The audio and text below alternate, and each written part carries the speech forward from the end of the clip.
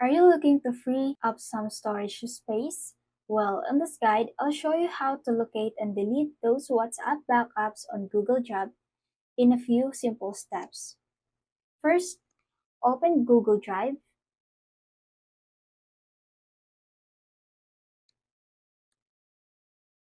At the top left corner, tap three lines and select Backup.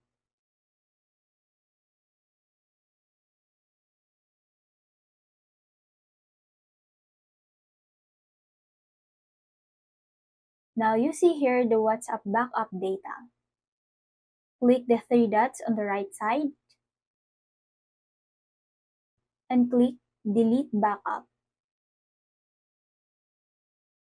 Confirm to delete. Now, it's already deleted, so performing this activity will not affect your WhatsApp chat. If you like this video, please consider liking, sharing, and subscribing for more updates.